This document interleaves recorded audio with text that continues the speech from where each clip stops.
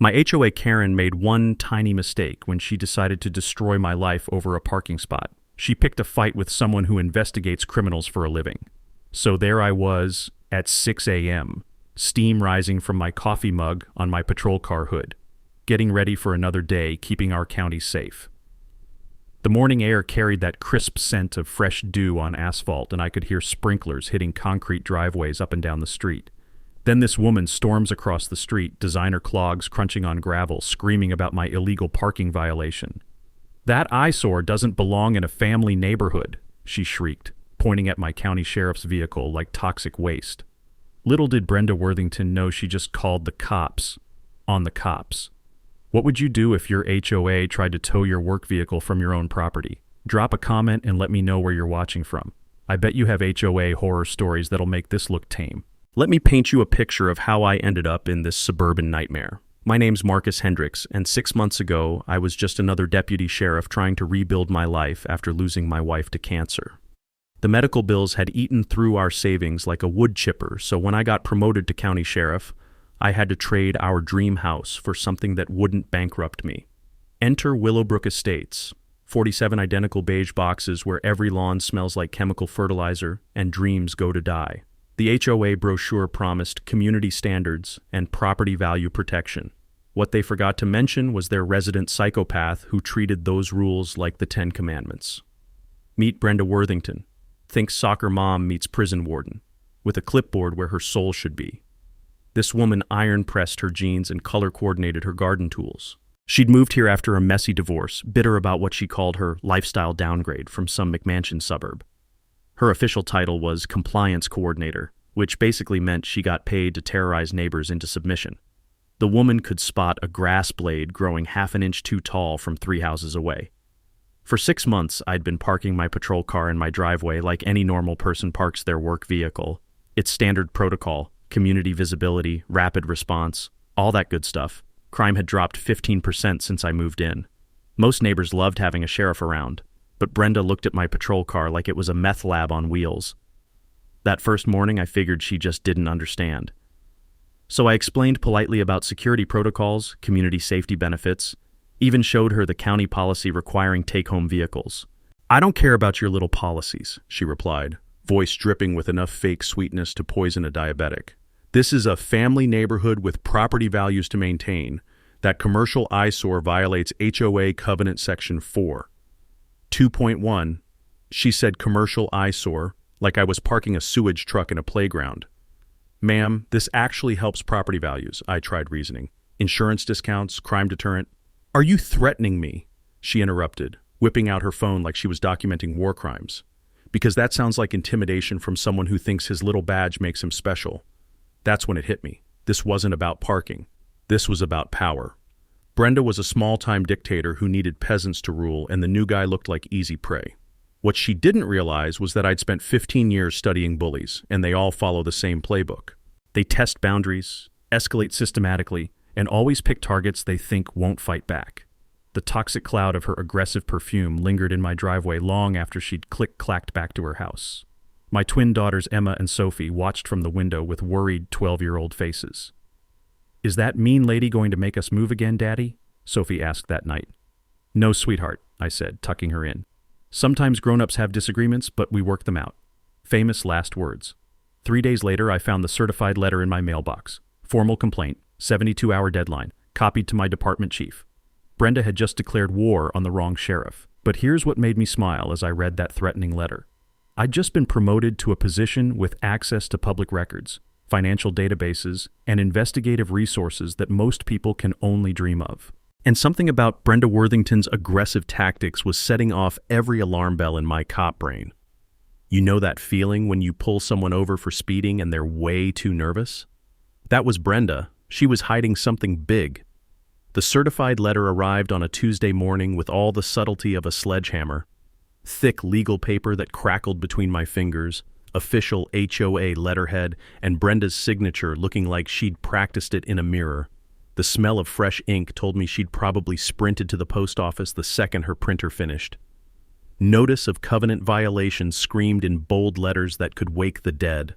According to Brenda's masterpiece, I was violating HOA Covenant Section 4. 2.1 regarding commercial vehicle restrictions. 72 hours to remedy this violation or face escalating enforcement action.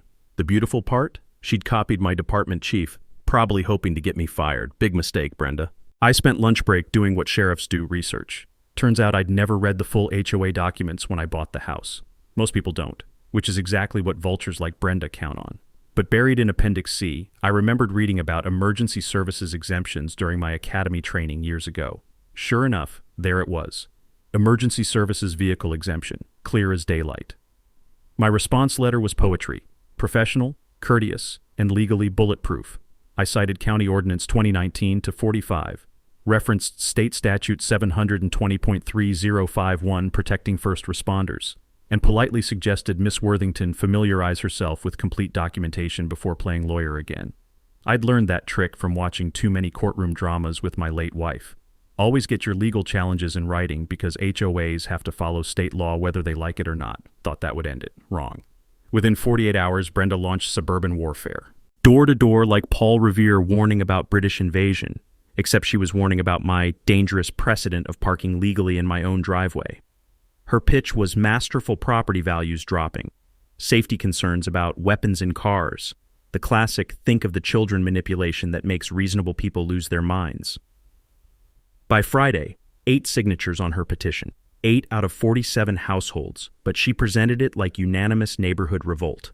The petition demanded I immediately cease parking commercial law enforcement vehicles and respect community standards maintaining our property values. Here's where my cop brain kicked in. While Brenda played politics, I investigated. Quick records check revealed this wasn't her first victim. Past year alone, Maria Santos cited for her landscaper's truck, Harold Klein threatened over his RV, Jennifer Reyes harassed about her 15-year-old Honda. Pattern recognition, beautiful thing. This wasn't about vehicles. This was about power, control, and something that smelled fishier than week-old salmon. The breakthrough came during coffee with Jennifer Reyes, the nurse who worked double shifts keeping our county healthy. She'd invited me over after witnessing Brenda's petition circus, and her relief was palpable. Thank God someone's finally standing up to her, Jennifer said, steam rising from her mug mixing with the scent of cinnamon. She cited me last month for my kids' chalk art on the sidewalk. Chalk art, Marcus. Called it unsightly temporary decorations. Then came the stories. Mr. Kowalski threatened over garden gnomes, inappropriate lawn ornaments. Mrs. Patterson cited for Christmas lights hung 2 days after Thanksgiving. Apparently some buried seasonal decoration timeline nobody knew existed. Every target had something in common: different, lower income, or unable to fight back. The landscaper was Latino. The veteran lived on fixed income. The nurse was a single mom. Now the sheriff was getting similar treatment. But Brenda had picked the wrong sheriff to mess with. That night, sipping bourbon on my back porch while the girls did homework, I pulled county property records on my laptop. Something about Worthington and Associates Property Management had been nagging me since day one. 15 years of investigations taught me that when someone's this aggressive about enforcement, money's usually involved. What I found made me actually laugh out loud. First time all week. Brenda's maiden name? Worthington. The property management company handling our HOA enforcement? Worthington and Associates, incorporated 3 years ago with one owner. Our dear compliance coordinator was literally billing the neighborhood for harassing her own neighbors. Every violation letter, every compliance monitoring fee, every minute spent measuring grass height, she was getting paid for all of it.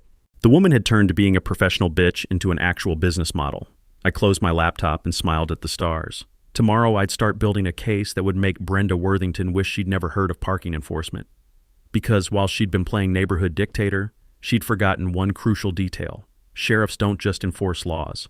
We investigate the people who break them. Brenda's next move proved she had the strategic thinking of a kamikaze pilot. Bold, dramatic, and ultimately self-destructive.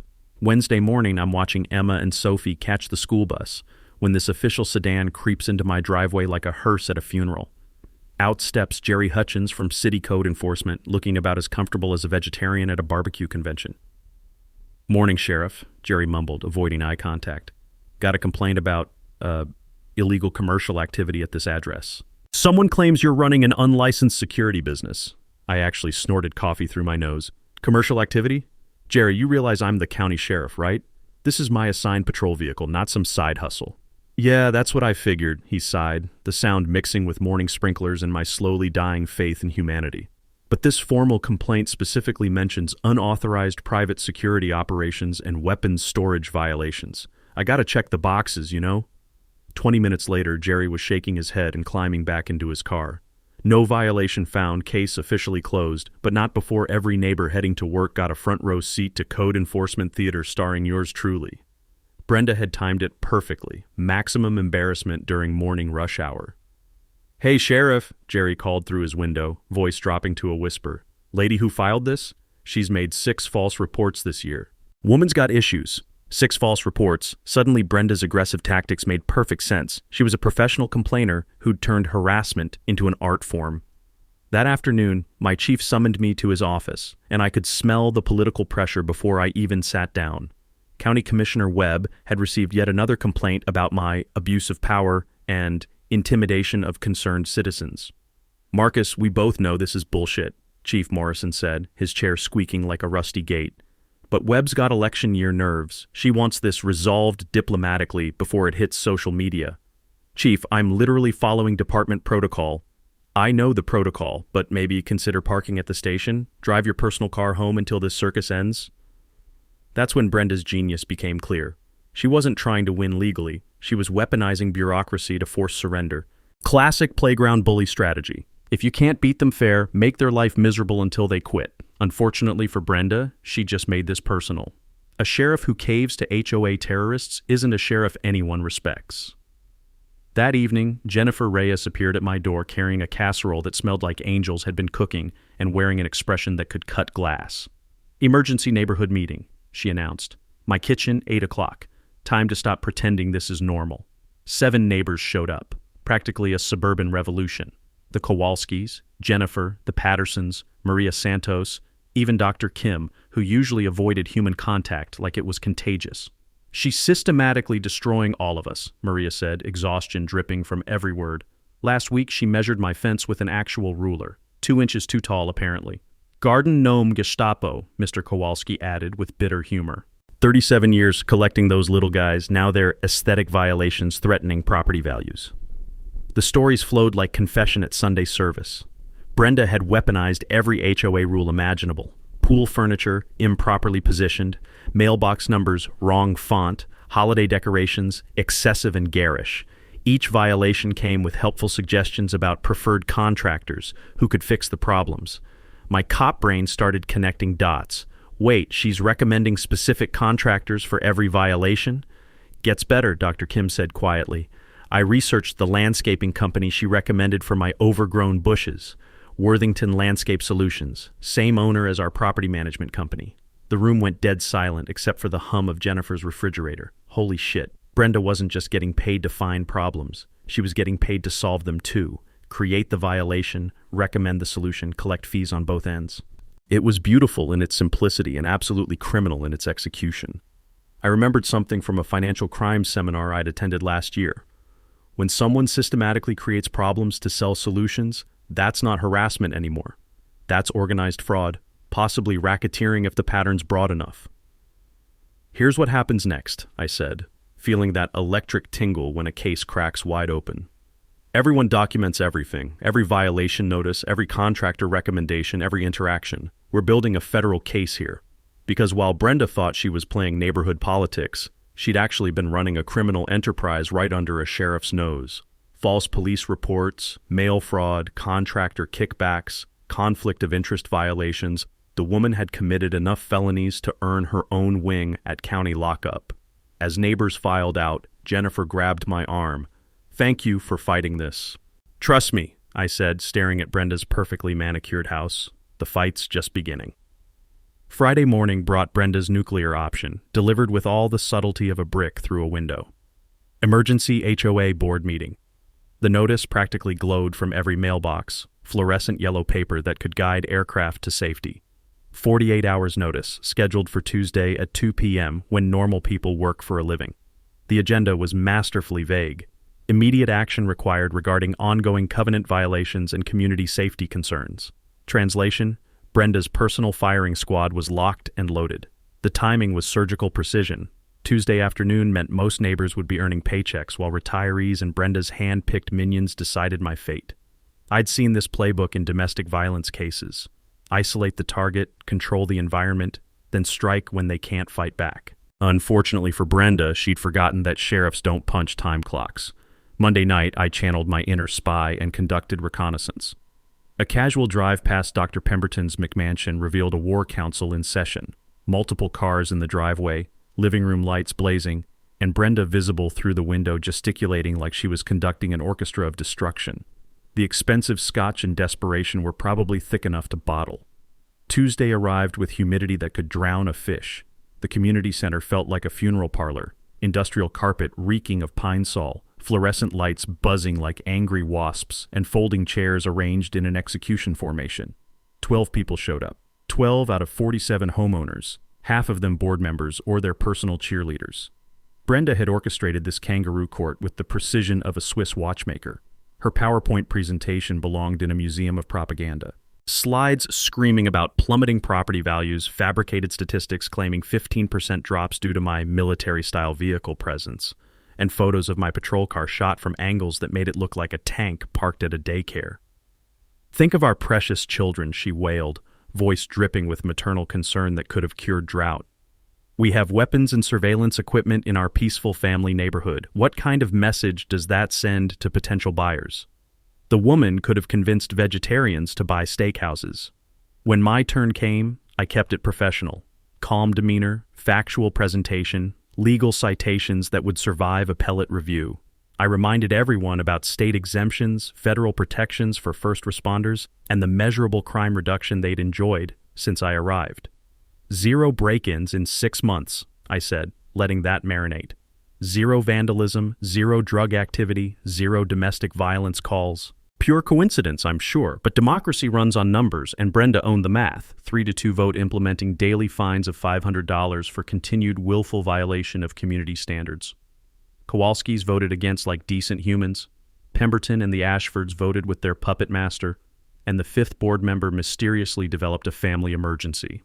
$500 daily, $15,000 monthly, more than most people's rent. The fine notice arrived via personal delivery that evening. Brenda on my doorstep wearing a smile that could have powered Las Vegas. "Effective immediately," she chirped, radiating the joy of someone who'd just ruined Christmas. 30 days to comply or we lien your property.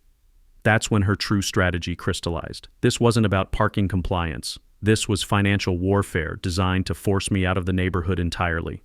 Make the cost so crushing that selling becomes the only option. But while Brenda was celebrating her Pyrrhic victory, I was already building her downfall. That afternoon, I'd begun the most satisfying investigation of my career, not as a harassment victim, but as a law enforcement officer who'd discovered a criminal enterprise hiding behind clipboard tyranny. 3 years of HOA financial records painted a masterpiece of fraud, $23,000 in administrative fees flowing to Worthington and Associates, invoices inflated for enhanced compliance monitoring, payment spikes perfectly synchronized with violation campaigns. The beauty was breathtaking. Manufacture problems, bill for enforcement, collect fees for solutions. Brenda had weaponized neighborhood disputes into a personal ATM machine. Here's what made me smile while reading those documents. I'd already contacted the State Attorney General's fraud unit. A very enthusiastic prosecutor who specialized in municipal corruption was currently reviewing my preliminary evidence package. That night, tucking my girls into bed, Sophie's question nearly broke me. "Daddy, is that mean lady going to make us homeless?" "Never, baby girl," I whispered, breathing in her strawberry shampoo scent while plotting Brenda's professional destruction. Sometimes bullies think they've won, but they forget that some people know how to fight back properly. Tomorrow would mark the beginning of Brenda Worthington's very bad week, because while she'd been playing neighborhood dictator, she'd been committing federal crimes right under a sheriff's nose. Dan Giadone midpoint reveal, 8.5/10 DM man. Discovery tot, legal revelation man DMU. Theo dramatic tension. Can them emotional impact via sensory details? Some discoveries hit you like a freight train at midnight. Others sneak up until suddenly you're holding a smoking gun that's still warm. This was the freight train kind. It was 11 p.m. Thursday, daughters sleeping, house silent except for my laptop's hum and the rhythmic tick of the wall clock that sounded like a countdown to justice. I'd been drowning in county records for 3 hours, chasing a paper trail that kept getting more twisted, when I stumbled across the document that changed everything. Willowbrook Development Corporation bankruptcy filing, March 2019. My coffee had gone cold hours ago, but suddenly I was wide awake, Buried in page 47 of legal gibberish was the clause that made my cop brain explode. Automatic HOA transfer provision. When developers go bankrupt, legal control transfers to homeowners within 90 days. Mandatory notification, formal elections, the whole democratic process. Except none of that ever happened. The court documents told a story that would make prosecutors weep with joy. Worthington and Associates had simply continued operating. No transfer notifications, no homeowner elections, no legal authority whatsoever. For over 2 years, every violation notice, every fine, every threatening letter had been issued by a private company with less legal standing than a food truck. We'd been paying protection money to suburban gangsters. I actually started laughing. Not the bitter kind, but pure predatory joy. The sound echoed through my empty kitchen, mixing with the distant hum of refrigerator motors and my slowly accelerating heartbeat. Brenda's entire dictatorship was built on authority that existed only in her delusional mind. The beautiful irony, her lawsuit against me had created a federal paper trail documenting her fraudulent claims. Every court filing where she claimed HOA authority was now evidence of wire fraud, mail fraud, and organized criminal enterprise. The woman had gift-wrapped her own prosecution. I pulled up the financial records with fresh eyes, seeing them through a prosecutor's lens. $127,000 stolen from 47 families over 2 years. Management fees, violation fines, special assessments, every penny collected illegally. This wasn't neighborhood harassment anymore. This was systematic financial crime that would make federal investigators cancel their vacation plans. My phone buzzed. Text from Jennifer. Emergency. Brenda called meeting for tomorrow. She's planning something nuclear. Multiple contractor trucks at her house all day. Perfect timing, Brenda. While she plotted her next harassment campaign, she had no idea I was about to drop the legal equivalent of a nuclear bomb on her entire operation. The irony was exquisite. She thought she was dealing with some powerless homeowner who'd eventually crack under financial pressure. She had no clue she'd been committing federal felonies in front of a sheriff with direct access to the FBI, state attorney general, and enough prosecutorial contacts to end her criminal career permanently. I spent the next hour building the evidence package that would become Exhibit A in United States versus Worthington. Screenshots, financial records, victim impact statements from 47 families systematically defrauded by someone who'd weaponized suburban politics into organized crime. That's when the moral weight hit me. This wasn't about parking disputes or HOA politics anymore. Elderly neighbors on fixed incomes, single mothers stretching every dollar, young families building their American dream, all of them robbed by a sociopath with a clipboard and delusions of authority. Time to end this. State Attorney General, Fraud Division. This is Sheriff Marcus Hendricks reporting a multi-year organized crime scheme. HOA fraud, approximately $300,000 in illegal collections, 47 victims. We're very interested, Sheriff. By the time I hung up, Brenda Worthington had exactly 2 weeks of freedom left. She just didn't know it yet. War requires strategy. And I was about to orchestrate the most beautiful legal destruction of my career. Friday morning found me in Jennifer Reyes's dining room, which looked like mission control for Operation Destroy Brenda. Documents covered every surface like evidence confetti, 3 laptops hummed like electronic bees, and the smell of Jennifer's rocket fuel coffee mixed with fresh printer ink and the sweet scent of impending justice. Holy shit, Rebecca Wren whispered, adjusting her glasses while reviewing the bankruptcy documents. Rebecca was the kind of attorney who made corporate criminals wake up screaming, razor-sharp, ruthless, and currently staring at what she called prosecution porn. Our war counsel was perfect. Rebecca for legal annihilation, the Kowalskis for historical dirt digging, Maria Santos for community organizing, and Dr. Kim because his forensic accounting skills could make numbers sing opera confessions. Let me savor this, Rebecca said, her voice carrying the joy of a shark smelling blood. For 2 years, this woman has been running a criminal enterprise while pretending to enforce HOA rules. It gets more delicious, I replied, sliding evidence across the table like dealing cards in the world's most satisfying poker game. Every violation notice, every fine, every contractor recommendation, all documented in her own handwriting. Dr. Kim looked up from his laptop spreadsheets, eyes gleaming like a treasure hunter who'd found El Dorado. Money trail is beautiful. Worthington and Associates collected $127,000 in fraudulent management fees, plus $43,000 in fake violation fines. But here's the masterpiece. She's been paying herself consulting fees for compliance monitoring that exists nowhere in any legitimate legal structure. The room fell silent except for Jennifer's wall clock ticking like a countdown to Brenda's doom and the distant sound of kids playing normal neighborhood music that Brenda had been drowning in bureaucratic terrorism.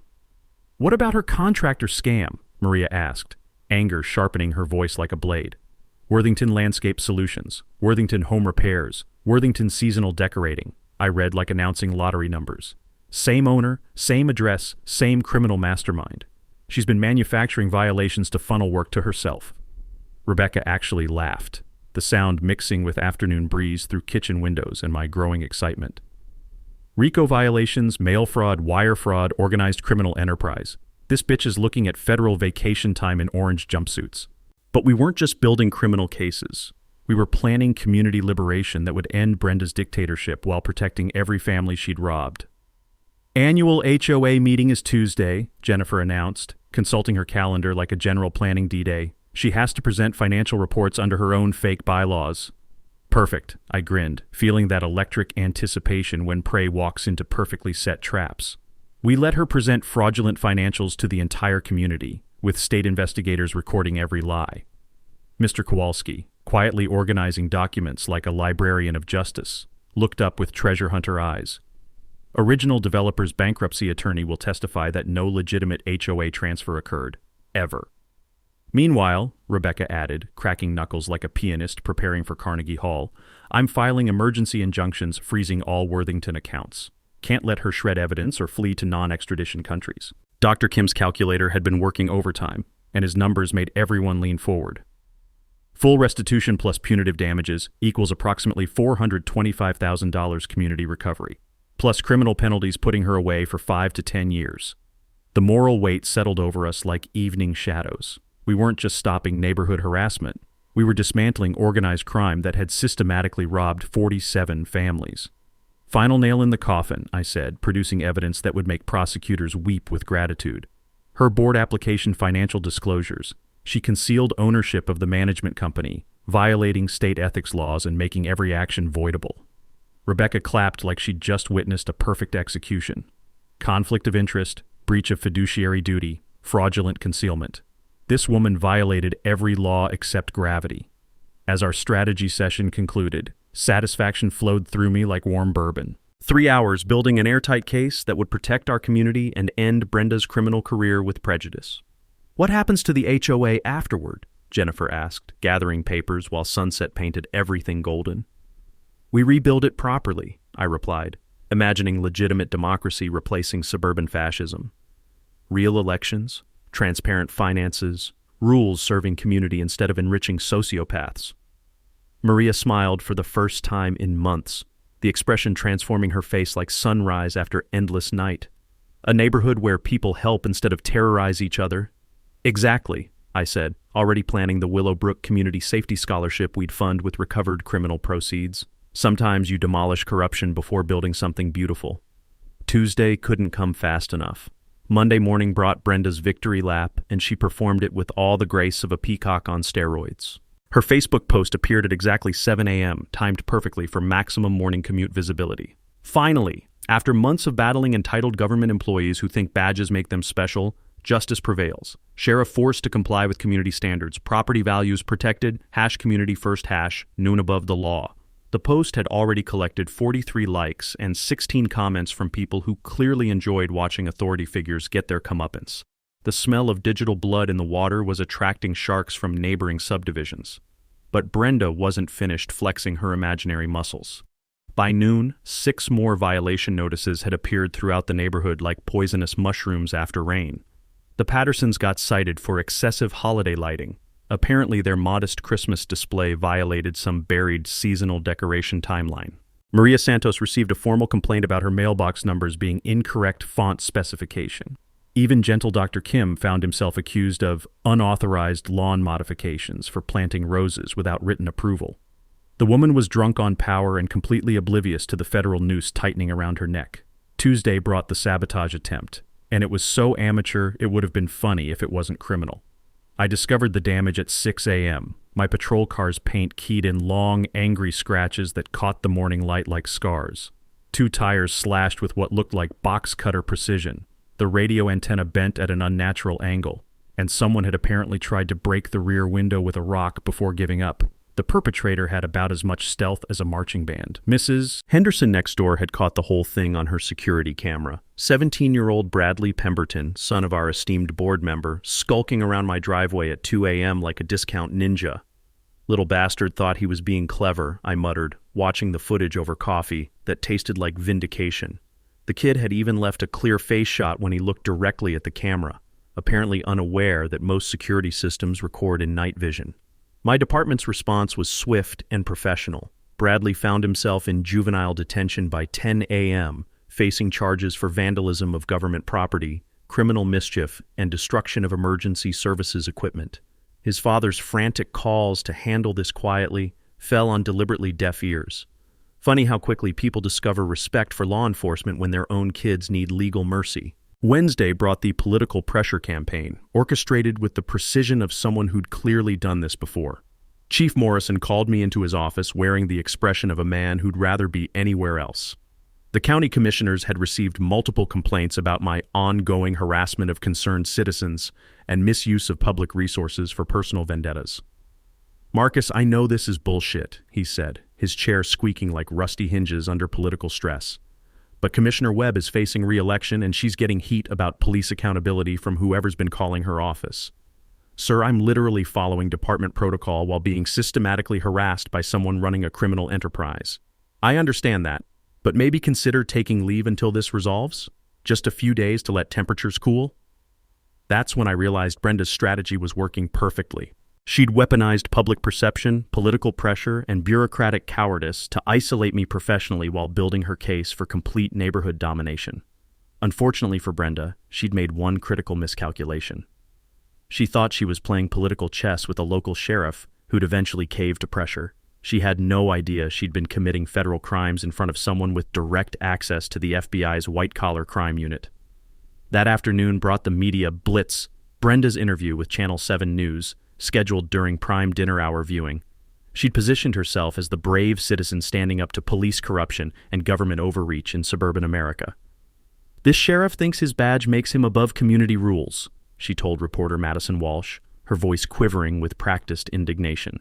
"He's intimidating families, threatening honest citizens, and using his position to avoid accountability." Where does it end?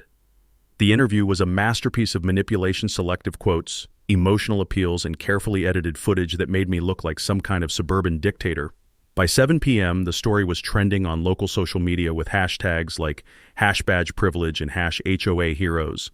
But while Brenda basked in her 15 minutes of fame, she had no idea that state investigators were currently obtaining warrants for her financial records, business communications, and every document related to Worthington and Associates. That night, tucking my daughters into bed while they asked why people were saying mean things about Daddy on TV, I felt the cold anger that makes good cops dangerous to bad people. "Don't worry, girls," I whispered, smoothing Emma's hair that smelled like strawberry shampoo and innocence. "Sometimes liars get loud right before they get caught. Tomorrow would begin Brenda Worthington's very bad week." Thursday morning brought Brenda's nuclear option, delivered with the subtlety of a Category 5 hurricane hitting a trailer park. Emergency Special Assessment Notice. The certified letters arrived like bureaucratic death sentences, each one demanding $2,000 per household within 48 hours. The stated purpose? Legal Defense Fund for Community Protection Against Government Harassment and Intimidation. Translation: Brenda wanted every family to bankroll her war against me. The timing was surgical. 2 days before the annual meeting, just enough panic-inducing urgency to force compliance without giving people time to research their options. The threat was beautifully crafted. Immediate foreclosure proceedings for non-payment, liens filed against property titles, and legal action that would protect our community from those who abuse their authority. By 10 a.m., my phone was ringing like a fire alarm. Elderly Mrs. Patterson, voice shaking with terror. "Sheriff, I can't afford $2,000. Will they really take my house?" Jennifer Reyes, fury crackling through cellular towers. "This psychotic bitch has lost her goddamn mind." Even Dr. Kim, usually calm as surgical steel. "This feels like extortion. Is this legal?" The beautiful answer? Not even slightly. While neighbors panicked, I was conducting the most satisfying investigation of my career. State fraud investigators had obtained warrants for Worthington and Associates financial records. And what they found made federal prosecutors cancel their weekend plans. Detective Sarah Wren from the Attorney General's office called with updates that sounded like Christmas morning. "Sheriff, this woman documented everything. Bank records showing kickbacks from contractors, emails discussing making examples of non-compliant homeowners, even spreadsheets tracking which families to target based on perceived vulnerability." How vulnerable are we talking? Elderly residents on fixed incomes, single mothers, families with recent job losses. She's been systematically targeting people least able to fight back. That afternoon brought Brenda's Media Circus, another Channel 7 interview where she played the victim with Oscar-worthy performance, tears streaming down carefully made-up cheeks, voice trembling with righteous indignation. "This sheriff has weaponized his badge against innocent families. We're forced to defend ourselves against government corruption." The reporter, Madison Walsh, ate it up like candy. "What would you say to viewers who think this is just a neighborhood dispute?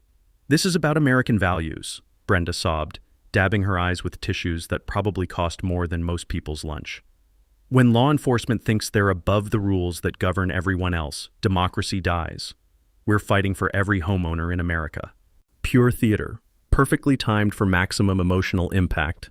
By evening, the story had spread to regional news networks, complete with hashtags like #StandUpToBadges and #CommunityOverCorruption. But while Brenda performed for cameras, she remained blissfully unaware that federal investigators were currently interviewing every contractor she'd recommended, every board member she'd influenced, and every neighbor she'd harassed. The evidence was mounting like snow in a blizzard. Friday brought the community crisis that would have broken a weaker neighborhood. Panic spread through Willowbrook like wildfire as families faced impossible choices: pay $2,000 they didn't have or risk losing homes they'd worked years to afford. Harold Klein, the 70-year-old veteran, knocked on my door at 7 a.m. with hands shaking like autumn leaves. "Sheriff, I'm living on Social Security. $2,000 is 3 months of my income. What am I supposed to do?" Maria Santos called in tears, her voice breaking with exhaustion. "I just finished paying off Emma's medical bills from her broken arm. I don't have $2,000. Will they really foreclose?" The cruelest part? Brenda's assessment was specifically designed to target the most vulnerable families in our community. She'd studied financial disclosure forms, property tax records, and mortgage information to identify exactly who couldn't afford to fight back. It was predatory lending disguised as community governance. That evening, I made the call that would end Brenda's criminal career permanently. FBI White-Collar Crime Unit, Agent Thompson speaking. "Agent Thompson, this is Sheriff Marcus Hendricks. I need to report an organized racketeering enterprise operating under the guise of Homeowners Association governance. We're looking at mail fraud, wire fraud, extortion, and possible civil rights violations affecting 47 families." The silence on the line was pregnant with prosecutorial excitement. "How much money are we talking about, Sheriff?" "Approximately $300,000 in fraudulent collections over 2 years, plus current extortion attempts totaling nearly $100,000 more. We're very interested. Can you have evidence packages ready for review Monday morning?" By the time I hung up, Brenda Worthington had officially graduated from neighborhood nuisance to federal criminal target. The FBI would be joining our annual meeting Tuesday, though not as observers. They'd be there to arrest someone. Sunday night, I tucked my daughters into bed while they asked why some neighbors were crying and others were angry. "Sometimes bad people hurt good people," I explained, breathing in their innocence. "But good people always figure out how to stop them." Tuesday couldn't come fast enough. Tuesday arrived with the kind of electric tension that makes thunderstorms jealous. Willowbrook Elementary's auditorium had never seen anything like it. 89 people crammed into a space designed for school plays, the air thick with anticipation and the lingering smell of cafeteria mystery meat. Every folding chair was occupied, with latecomers standing along walls like spectators at a prize fight. Which, in a way, they were. Brenda took the stage at exactly 7 p.m., wearing a navy blazer that screamed, "Trustworthy authority figure," and carrying a briefcase that probably cost more than most neighbors' monthly groceries. Her smile could have powered the building's electrical grid. "Thank you all for coming during these challenging times," she began, her voice carrying the practiced warmth of someone who'd rehearsed this performance in mirrors. "Tonight, we protect our community from those who think badges make them above the law." The presentation was pure propaganda artistry. PowerPoint slides showing fabricated budget shortfalls, manipulated property value statistics, and photographs of my patrol car shot from angles that made it look like military occupation equipment. Each slide built toward her crescendo. the emergency special assessment that would fund our legal defense against government corruption. $45,000 needed immediately, she announced, clicking to a slide showing foreclosure threats in bold red letters. $1,000 per household to protect our families from systematic intimidation. The crowd murmured like disturbed bees. I could smell the fear mixed with industrial carpet cleaner and fluorescent light ozone. That's when I stood up from the back row, feeling every eye in the room pivot toward me like searchlights. The silence was so complete you could hear the building's ventilation system breathing. "Ma'am, I'd like to address the meeting," I said, my voice carrying the calm authority of someone who'd spent 15 years testifying in courtrooms. As both a homeowner and the county sheriff, Brenda's smile flickered like a dying light bulb. "Sheriff Hendricks, this is an official HOA meeting for residents in good standing. Your ongoing violations—" "Actually," I interrupted, walking slowly down the center aisle while pulling out a manila folder thick enough to choke a horse, "I think we need to discuss your authority to collect any fees whatsoever." The temperature in the room seemed to drop 10 degrees. "Ladies and gentlemen," I continued, reaching the front and turning to face the crowd, "I've discovered something that affects every family here. According to bankruptcy court documents filed in March 2019, this HOA has no legal authority to operate." The murmur rose to a roar. Brenda's face went whiter than fresh paint. "The original developer went bankrupt without properly transferring HOA control to homeowners. For over 2 years, you've been paying fees to a private company with no more legal standing than a lemonade stand." That's completely false," Brenda stammered, her composed facade cracking like cheap makeup. "Those are technicalities. We've been protecting this community." "From the back of the room," a new voice called out, "State investigators. We'd like everyone to remain seated." 2 men in dark suits had appeared at the rear entrance, badges visible, expressions serious as cancer diagnoses. The crowd turned like synchronized swimmers, and the energy shifted from community meeting to crime scene. "Brenda Worthington," the lead investigator announced, his voice carrying across the auditorium with courtroom authority. "You're under arrest for organized fraud, mail fraud, wire fraud, and racketeering." The sound that followed was pure suburban shock. Gasps, chairs scraping, someone's phone clattering to the floor. Brenda stood frozen at the podium like a deer in headlights, her briefcase trembling in hands that had signed dozens of fraudulent violation notices. "You have the right to remain silent," the investigator continued, producing handcuffs that caught the fluorescent lighting like jewelry. "Anything you say can and will be used against you in a court of law." The perp walk was poetry in motion. Brenda, still wearing her trustworthy navy blazer, escorted through rows of neighbors she'd terrorized for months. Her designer heels clicked against linoleum with the rhythm of a funeral march. "This is harassment," she screamed as the handcuffs clicked into place. "Government conspiracy. I was protecting this community." The beautiful irony, she was transported in my sheriff's department vehicle, the same commercial eyesore she'd spent months trying to banish from the neighborhood. As the patrol car disappeared into the night carrying Brenda toward federal booking, I turned to face my neighbors. 87 people who'd been systematically defrauded by someone who'd turned community governance into organized crime. "Folks," I said, my voice carrying across the auditorium that still buzzed with shock and vindication, "sometimes the system works exactly as designed. Every family here is entitled to full restitution of all fees paid to this fraudulent operation." The applause started slowly, then built like approaching thunder. "This was never about parking," I continued, feeling the satisfaction of justice served properly. "This was about a criminal who thought she could hide behind a clipboard and terrorize honest families. Now let's rebuild this community the right way. Justice tastes sweeter than revenge, and revenge tastes pretty damn sweet." 6 months later, Brenda Worthington was trading her designer clogs for orange prison slippers, serving 18 months federal time plus 5 years probation. Her plea deal came after prosecutors showed her attorney 3 filing cabinets of evidence. Fighting federal racketeering charges with that much documentation was like bringing origami to a demolition derby. The financial recovery was spectacular. $425,000 returned to our community with interest and punitive damages. Every fraudulent fee, every fake fine, every illegal threat, refunded with enough extra money to make our neighborhood richer than when this nightmare started. Worthington and Associates dissolved like sugar in acid rain, taking 12 other fraudulent HOA operations across 3 counties with it. Brenda's business model had infected subdivisions throughout the region, but our case became the domino that toppled her entire criminal empire. The real victory was watching our neighborhood transform from suburban prison camp into actual community.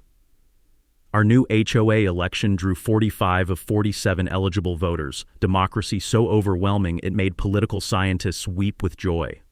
Jennifer Reyes became our first legitimate president, bringing hospital efficiency to community management. The Kowalskis revolutionized landscaping oversight, turning board meetings from trial proceedings into neighborhood coffee klatches where people solved problems instead of creating them. Most satisfying sight in America, my patrol car sitting proudly in my driveway, now recognized as the neighborhood's crown jewel. Crime dropped to zero, property values soared thanks to positive media coverage, and insurance companies fought each other to offer discounts for our law enforcement partnership program. The Willowbrook Community Safety Scholarship became our legacy project, funded with recovered fraud money, awarding $5,000 annually to students pursuing criminal justice careers. Our first recipient? Maria Santos's daughter, whose application essay about learning that good people with badges protect neighborhoods from people with clipboards made grown cops cry. 12 months post Brenda, we hosted inaugural Willowbrook Unity Day, a block party that drew visitors from 6 surrounding subdivisions who'd heard about our HOA miracle. The smell of barbecue mixed with children's laughter while adults marveled at legitimate community governance that actually served residents. Dr. Kim planted a community garden where Brenda's contractor shed used to rot. The Pattersons hung Christmas lights year-round because joy shouldn't be seasonal. Harold Klein's garden gnome army had grown to 47 pieces, one for each family Brenda had terrorized. My daughters, now 13 and brilliantly cynical, had learned lessons about justice and community that Harvard couldn't teach. Emma wanted to become a federal prosecutor to catch more suburban criminals, while Sophie planned on being sheriff like Daddy, but with better handcuffs. Professionally, this case launched a career renaissance, featured in law enforcement journals, municipal reform conferences, and FBI training materials as the gold standard for HOA fraud investigation. I'd become the poster child for community policing that actually protects communities from their own governance. But personal satisfaction ran deeper than professional glory. Every morning, drinking coffee while my legally parked patrol car gleamed in the sunrise, I watched neighbors who helped instead of harassed each other. Mrs. Patterson brought soup during Harold's surgery recovery. Maria organized carpools that built friendships. Jennifer created emergency childcare networks. Dr. Kim taught financial literacy workshops in his living room. Brenda had accidentally forged the strongest community bonds in subdivision history by giving us common enemy to defeat and shared victory to celebrate. The moral is beautifully simple. When good people unite, bullies get crushed. When communities demand accountability, criminals get federal prison sentences. When law enforcement serves justice instead of ego, everyone wins except sociopaths who deserve to lose. 2 years later, I still smile every morning seeing my patrol car legally parked where it belongs, knowing that sometimes the system works exactly as designed when good people refuse to be intimidated by clipboard-wielding terrorists. Because karma doesn't just have a badge, she has handcuffs, federal prosecutors, and really good aim. Now it's your turn. Drop a comment sharing your worst HOA horror story. Where are you watching from and how did you fight back against neighborhood tyranny? Smash that subscribe button for more justice stories here on HOA Stories, because we're building an army of people who refuse to let suburban dictators win. Remember, the best defense against HOA terrorism is community solidarity and someone who knows how to investigate financial crimes properly. Thank you for tuning in to HOA Stories, where neighbors stand up against HOA Karens and karma comes a-knocking. If you like this story, hit that like button, share your thoughts below, and subscribe for more HOA tales and real-life neighborhood drama each week.